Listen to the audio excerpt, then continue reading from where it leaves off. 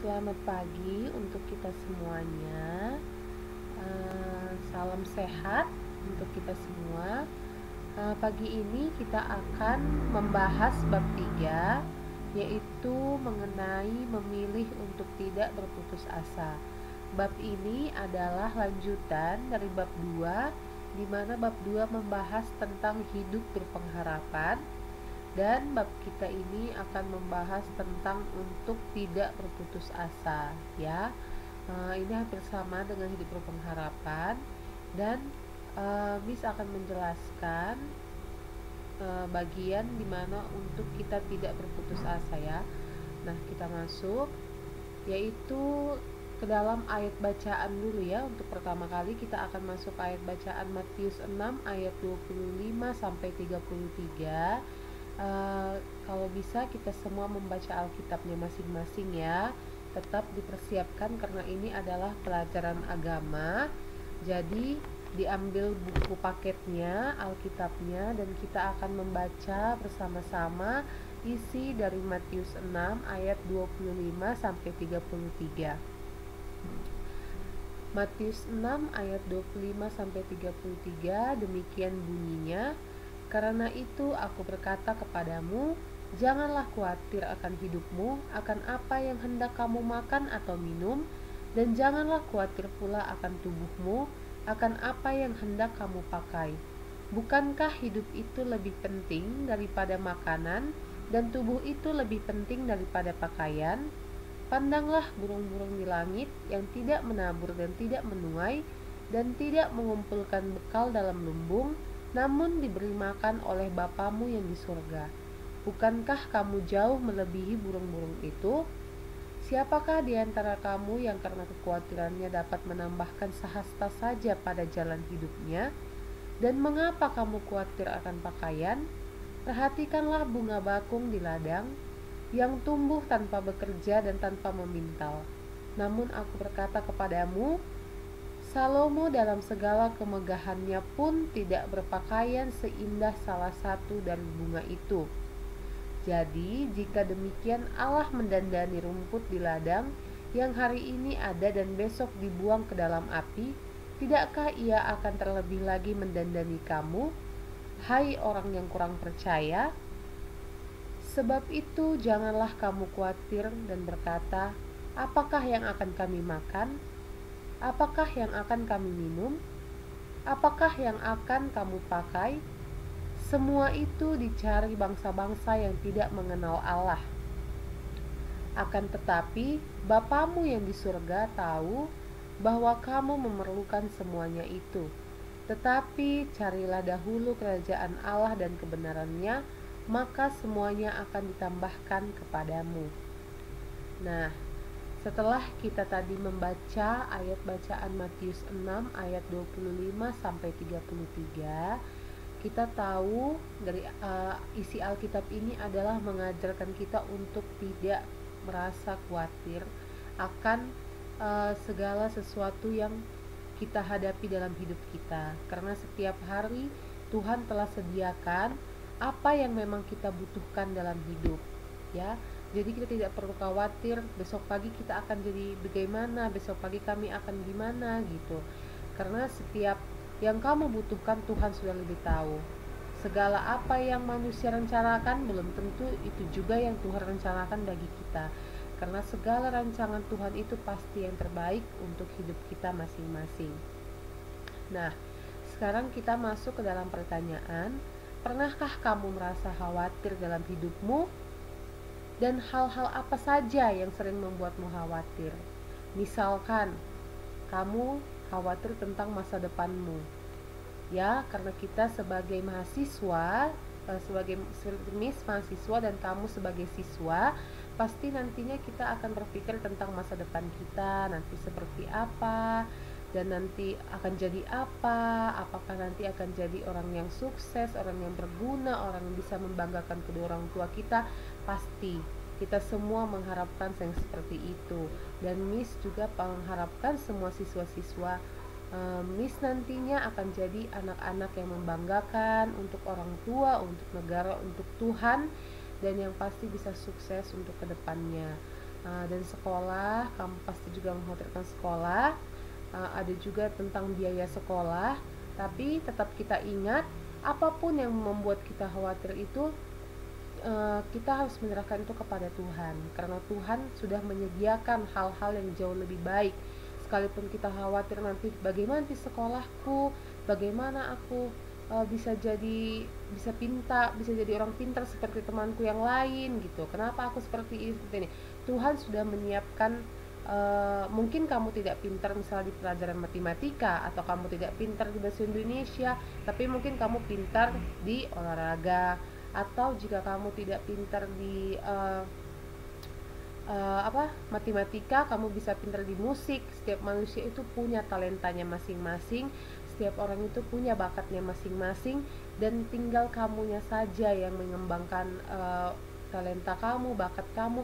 Jadi jangan pernah khawatir dalam hidup, kenapa aku tidak bisa seperti temanku yang lain, kenapa aku tidak bisa pintar seperti teman-temanku yang lain gitu. Karena setiap orang sudah dipersiapkan, sudah diberikan talenta masing-masing, bakat masing-masing oleh Tuhan.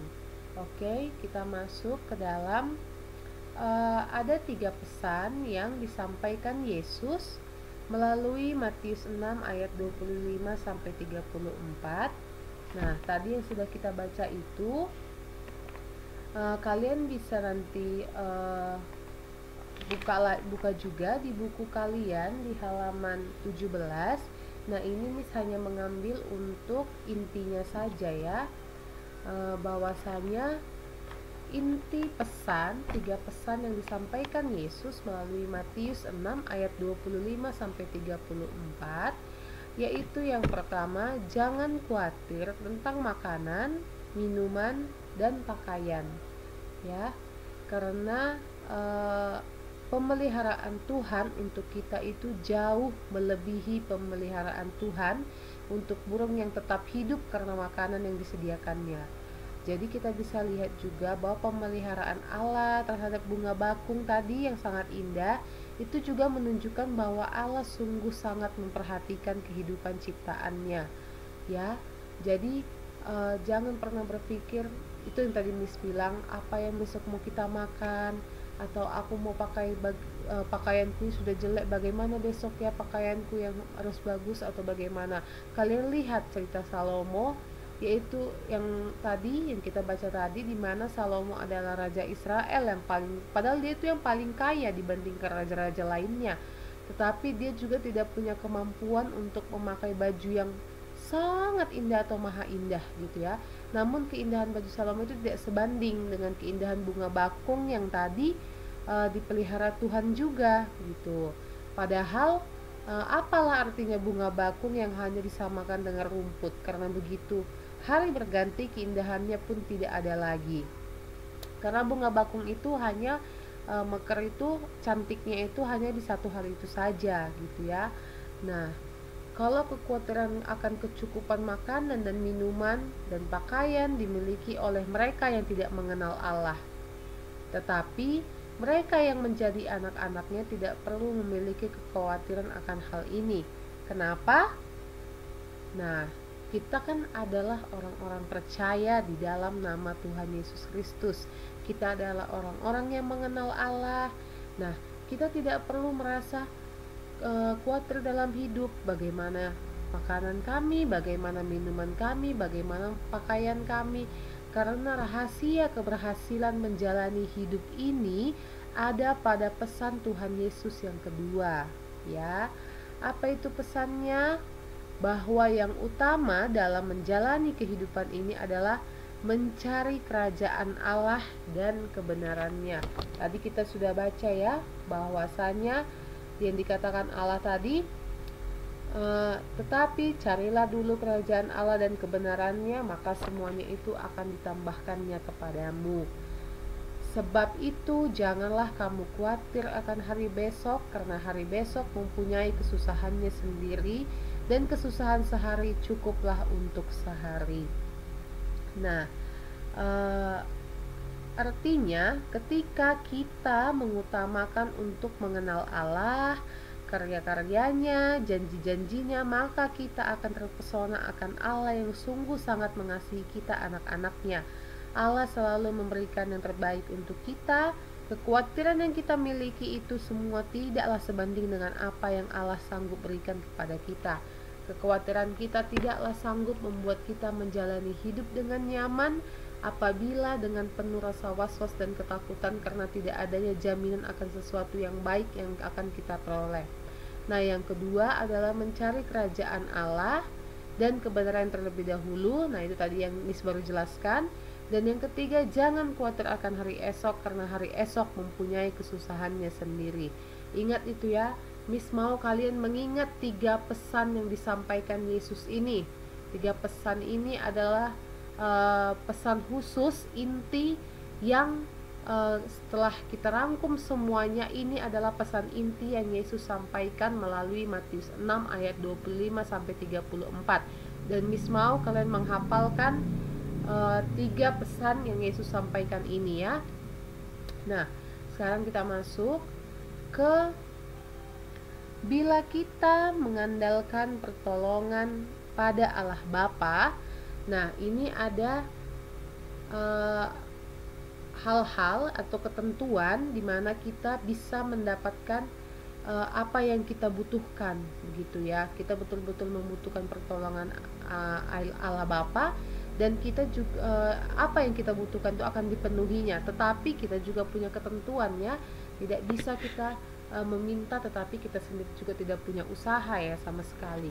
Nah, apa-apa saja itu? Yang pertama, hal yang kita butuhkan memang merupakan sesuatu yang kita perlukan untuk membuat kita semakin bertumbuh dalam pengenalan akan Dia dan semakin berkarya demi kebaikan sesama. Nah, di sini kan kita bisa baca ya, artinya bahwasanya memang kalau kita memang membutuhkan sesuatu, itu memang sesuatu yang betul-betul sangat memang kita perlukan, bukan kita inginkan ya. Itu harus diingat, digarisbawahi bahwasanya yang kita butuhkan itu adalah yang kita perlukan dalam hidup kita, bukan yang kita inginkan ya. Nah, karena dengan apa yang kita perlukan itu akan membuat kita semakin bertumbuh juga di dalam kepercayaan kita, di dalam pengenalan kita akan Tuhan Yesus. Dan dengan apa yang diberikan Tuhan Yesus itu, kita akan bisa membuat suatu karya, semakin berkarya, semakin dewasa untuk kebaikan kita bersama-sama semuanya ya. Nah, yang kedua, Allah pasti memberikan apa yang memang kita butuhkan untuk kebaikan kita dan orang-orang lain yang ada dalam lingkungan kita.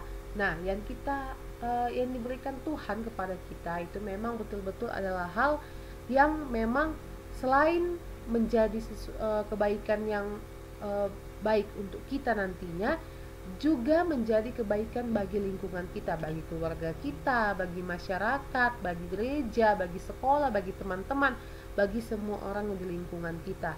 Jadi saat kita bingung apa yang kita butuhkan tidak kita dapatkan, ingatlah bahwa Allah sangat mengasihi kita, dan karena itu Allah sangat memperhatikan kita. Mungkin saja jawaban Allah itu tidak secepat yang kita harapkan ya. Nah, jadi jangan pernah berpikir bahwasanya kenapa aku minta ini tapi Tuhan tuh lama sekali memberikan padaku gitu. Tuhan kenapa tidak memperhatikan aku? Kenapa Tuhan tidak menjawab doa-doaku? Nah, jangan berpikir seperti itu ya. Karena apa yang kita harapkan itu, tetapi walaupun tidak datang sesuai keinginan kita, itu akan datang pada waktu yang tepat sesuai yang Tuhan sudah rencanakan ya. Bukan sesuai apa yang kita rencanakan, tetapi apa yang Tuhan rencanakan. Tuhan Yesus pernah berkata kepada murid-muridnya, nanti kalian bisa baca ya di Matius 7 ayat 9 sampai 11.